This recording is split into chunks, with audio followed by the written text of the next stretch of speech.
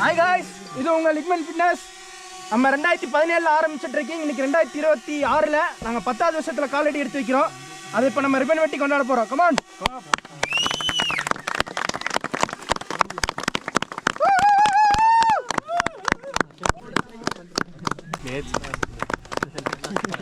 நேற்று ஒரு ஸ்டோரி போட்டிருந்தேன் பாத்தீங்களா? இந்த கதவு திறக்கணும்னா சிறிது நேரம். கமான் காய்ஸ், 10th இயர்க்கு கால் எடுத்து